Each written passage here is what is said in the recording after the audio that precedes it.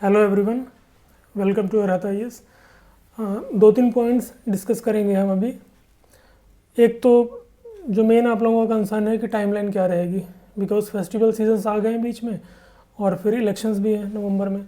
तो एक तो हम ये देख लेंगे कि टाइमलाइन क्या रहेगा। सेकेंडली, जो बच्चे अभी आंसर राइटिंग कर रहे हैं तो उनको लेके मैं थोड़ा सा समय दूंगा, 1-2 मिनट का, थोड़ा सा उसको डिस्कस कर लेंगे। और फिर उसके बाद टाइमलाइन के बारे में बाद में आऊँगा।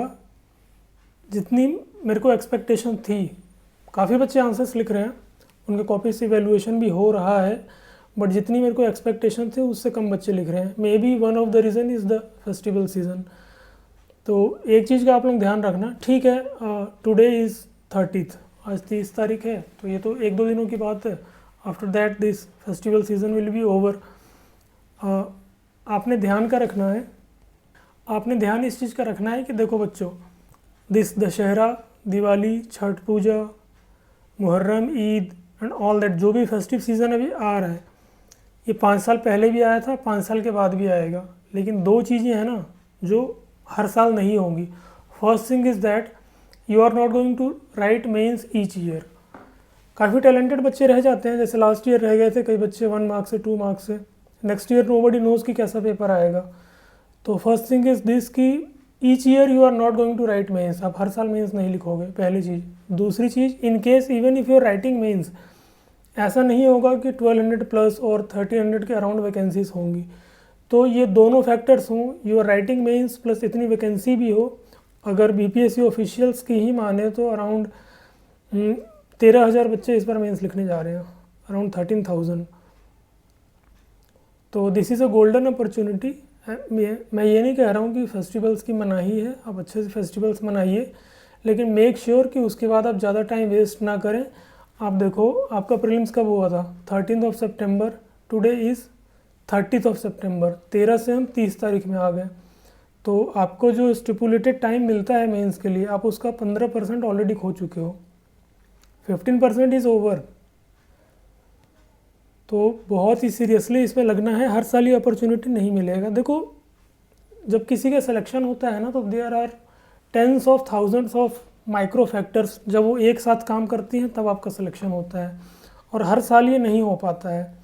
नेक्स्ट ईयर में भी किसी की कोई हेल्थ इशू आ जाए, किसी की फैमिली में कोई इशू आ जाए, गर्ल्स हैं जो, लड़कियां हैं जो एस्पिरेंट्स, किसी की शादी इंगेज हो जाए, फैमिली में कोई दूसरे इंगेजमेंट हो, तो बहुत सारे छोटे छोटे फैक्टर्स काम करते हैं। जब सारी चीज़ें आपके फेवर में होती हैं ना, तब वो फेवरेबल केस बनता है और तब आपका सिलेक्शन हो पाता है। तो सिंसियरली लग जाना है मेंस में जैसे ही आपका ये फेस्टिव सीज़न ओवर होता है। थोड़ी सी आंसर राइटिंग की बात कर लेते हैं। काफ़ी बच्चों ने काफ़ी अच्छे आंसर्स लिखे हैं, तो जो इवेल्यूटेड कॉपीज़ हैं आपकी, उसको देख के आप ये मत सोचना कि बहुत पॉजिटिव भी होने की ज़रूरत नहीं है और बहुत ज़्यादा हताश होने की भी ज़रूरत नहीं है। इंटेंशनली आपके सारी गलतियों को हाईलाइट नहीं किया जा रहा है। इंटेंशनली इसलिए नहीं किया जा रहा है ताकि आपका कॉन्फिडेंस लूज़ ना हो। अगर हम एक ही बार में आपकी सारी गलतियों को बता देंगे तो मे बी आप हताश हो जाएं, बहुत सारे कमेंट्स दे देंगे तो मे बी वो चीज़ आपके लिए निगेटिवली वर्क करे। तो धीरे धीरे गलतियाँ हाईलाइट की जाती हैं। This is the philosophy behind evaluation. उसके बाद डेट्स की बात कर लेते हैं। देखो, अक्टूबर तक तो फेस्टिव सीज़न ही है, पूरा अक्टूबर दिवाली वगैरह में जाएगा। अक्टूबर को आप मतलब कि उसको डिलीट ही कर दीजिए। उसके बाद नवंबर, 22 नवंबर, 22 नवंबर को अभी जो आपका प्रेजेंट गवर्नमेंट है उसका टेन्योर ख़त्म हो रहा है। तो अकॉर्डिंग टू द प्रोविज़न्स, जो भी प्रोविज़न्स हैं इलेक्शंस के, तो 22 नवंबर के पहले सरकार का चुना जाना ज़रूरी है। इसका मतलब कि इलेक्शंस 22 नवंबर के पहले ओवर हो जाएंगे। तो 22 नवंबर के पहले अगर इलेक्शंस ओवर हो रहे हैं तो पूरा नवंबर जो है वो, जैसे अक्टूबर फेस्टिवल सीज़न है वैसे नवंबर पूरा आपका जाएगा इलेक्शन सीज़न। तो नवंबर भी आप इसमें से एलिमिनेट कर सकते हैं। अब रह गया दिसंबर और जनवरी। तो जहाँ तक मुझे उम्मीद है, सेकेंड हाफ ऑफ दिसंबर से लेके first half of, end of December से लेके फर्स्ट हाफ ऑफ जनवरी, मतलब कि 20 दिसंबर से लेके 15 जनवरी के बीच में आप एक्सपेक्ट कर सकते हो। बहुत ज़्यादा एक्सटेंड हुआ तो जनवरी एंड में जा सकता है। इन एनी केस आपके पास 2.5 महीनों से ज़्यादा का समय नहीं है, 2.5 months hardly, that is what you have for mains. Syllabus बहुत ज़्यादा वास्ट है अनुशीलन का जो आपको चाहिए था डिटेल सिलेबस वो डाल दिया गया है। सेकंड असाइनमेंट भी आपको दे दिया गया है। तो फर्स्ट असाइनमेंट का डेडलाइन ओवर हो चुका है, लेकिन सेकंड असाइनमेंट के लिए मैं आपको 2-3 दिनों का एक्स्ट्रा समय दे देता हूँ just because of this festival thing. तो आप जैसे सेकंड को गांधी जयंती है और सेकंड को ही फेस्टिवल भी है, तो आप 4 तारीख तक आराम से सेकंड असाइनमेंट सबमिट कर सकते हैं, क्योंकि लेंदी असाइनमेंट है, 8 पेजेस का PDF है, तो आपको पढ़ने में भी समय लगेगा। टॉपिक है स्पेशल इंटेंसिव रिवीजन, ठीक है, SIR, जो अभी बिहार में रिसेंटली कंडक्ट हुआ है। फर्स्ट असाइनमेंट जिन बच्चों को मिल चुका है लेकिन वो लिख नहीं पाए किसी भी वजह से, तो वो भी इसको लिख सकते हैं और आप लिख के इसको सबमिट कर सकते हैं before 4th of this October. आप दोनों असाइनमेंट कर सकते हैं। डिटेल सिलेबस आपको दे दिया गया है। सिलेबस के ऊपर मैं एक सेपरेट वीडियो बनाऊंगा जो 1 to 1.5 आवर्स का होगा। आपको एक्सप्लेन करना पड़ेगा क्योंकि वो सिलेबस आपको कहीं और मिलेगा नहीं। BPSC ने पेपर 1 और पेपर 2 दोनों का जो सिलेबस दिया है that goes only to 1 paragraph, एक पैराग्राफ में वो ख़त्म हो जाता है। लेकिन मैंने जो सिलेबस बनाया है वो 6 to 7 पेजेस का है। कैसे बनाया है, इंट्रोडक्शन सेशन में आपको बता चुका हूँ कि एक BPSC के सिलेबस, उससे बड़ा दायरा जो प्रीवियस ईयर क्वेश्चंस हैं, फिर आउटर सर्कल जो एक्सपेक्टेड है फर्दर PYQ से हमें जो डायरेक्शन मिलता है वहाँ से क्या एक्सपेक्टेड है। तो ऐसे करके एक अर्हता IAS का अपना कस्टमाइज सिलेबस है, उस सिलेबस को आपको करना है। और खैर बाकी बातें हम बाद में डिस्कस करेंगे, लेकिन ये सब गलतियाँ आपको नहीं करना है कि पेपर 2 में पॉलिटी है तो पॉलिटी के लिए पूरा लक्ष्मीकांत लेके बैठ गए पढ़ने, इकोनॉमी है तो पूरा रमेश सिंह लेके बैठ गए, क्योंकि क्वेश्चंस अप्लाइड आते हैं। जो हमारा बनाया हुआ डिटेल सिलेबस है जिसमें आपके 30-35 टॉपिक्स पूरे दिए हुए हैं। Once you go through that तो you will get to know कि लक्ष्मीकांत का क्या रोल है मेंस में। बहुत कम है किसी भी बुक का, नॉट ओनली अबाउट लक्ष्मीकांत, किसी भी स्टैटिक बुक वो आपको बहुत हेल्प कर पाएगी, क्योंकि जिस टाइप के टॉपिक्स आते हैं ना वो टॉपिक्स इधर आपको गूगल करके मिलेंगे, या तो आप उनको गूगल कर लो, एक तरीका तो ये है, या तो आपको बने बनाए PDF नोट्स मिल जाए जैसे कि हम दे रहे हैं टॉपिक वाइज।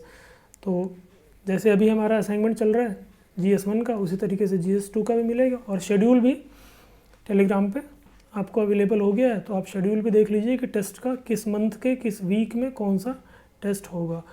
दूसरी चीज़, अभी नेक्स्ट 10 आंसर्स आप डेली एक आंसर लिखिए, लेकिन नेक्स्ट 10 आंसर्स आप सिर्फ एक ही क्वेश्चन लिखेंगे।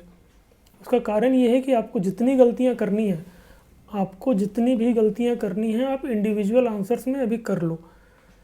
उससे क्या होगा, जब आप पहला सेक्शनल टेस्ट देंगे तो आपकी मिस्टेक्स मिनिमम होगी। आपकी मिस्टेक्स मिनिमम होगी तो आपकी रियल प्रैक्टिस होगी, कम से कम गलतियां करोगे तो हमारे लिए भी काम, मेरे लिए इवैल्यूएशन का काम भी आसान होगा। जो गलतियां करनी है एक एक आंसर में आप करते जाओ। एक आंसर में बहुत ज़्यादा फीडबैक हम आपको दे सकते हैं, लेकिन वही जब आप 10 आंसर्स लिखेंगे एक साथ तो हर आंसर में उतना फीडबैक पॉसिबल नहीं हो पाता है। तो उस स्टेज पर हम भी आपसे एक्सपेक्टेशन ये रहेगी कि आप थोड़ा सा मैच्योर्ड हो जाओ आंसर राइटिंग में, और गलतियां कम से कम करो, और कवरेज जो डायमेंशंस का है वो ज़्यादा से ज़्यादा हो। तो अभी at least 1 week after this festival, 2 तारीख के बाद 1 वीक डेली लिखना है, डेली एक आंसर सभी को लिखना है। और बाकी अनुशीलन कोर्स लाइव हो गया है, वहाँ पे जो भी हमारे डॉक्यूमेंट्स हैं, मतलब PDFs वगैरह हैं, वो सारे अपलोड हो चुके हैं। तो वहाँ पे जाके आप देख सकते हो, वीडियोस वगैरह भी जो हैं वहाँ पे चले गए हैं। जितने थीम्स मैं आपको दे रहा हूँ, जो टॉपिक्स के PDF दे रहा हूँ, हर टॉपिक का एक वीडियो बनेगा, चाहे वो मैं स्टूडियो से बनाऊँ, चाहे यहाँ अपने फ्लैट में बैठ के बनाऊँ, लेकिन सभी का एक वीडियो बनेगा। यहाँ फ्लैट से क्या थोड़ी सी सहूलियत होती है, जैसे अभी आप समय देख सकते हो, अभी सुबह के 5 बज रहे हैं, आई गेस 5 बजने वाले हैं, तो लेकिन ये स्टूडियो में पॉसिबल नहीं है। मैं रात के 1:30 बजे भी यहाँ से बैठ कर रिकॉर्डिंग कर लेता हूँ। तो मेरा टारगेट है कि जल्दी से जल्दी जितना ज़्यादा से ज़्यादा कवरेज हो जाए, सो दैट आपको रिवीजन के लिए भी एक पर्याप्त समय मिले। तो फेस्टिवल्स की शुभकामनाएं आप सभी को। जल्दी से इस फेस्टिव मूड से बाहर आ जाइए और सीरियसली लग जाइए। जैसा कि मैंने बताया, फिर से रिपीट कर देता हूँ, आप 15% समय जो आपको मिला था मेंस के लिए वो ऑलरेडी गवा चुके हो प्रीलिम्स के बाद। 13 तारीख से हम 30 तारीख पे आ चुके हैं। फेस्टिवल के बाद एक भी दिन वेस्ट नहीं करना है। डेली का टारगेट सेट करके पर डे कुछ पढ़ना है, पर डे कुछ लिखना है। नेक्स्ट सेशन में मिलते हैं इसी के SRI के डिस्कशन के साथ। Thank you.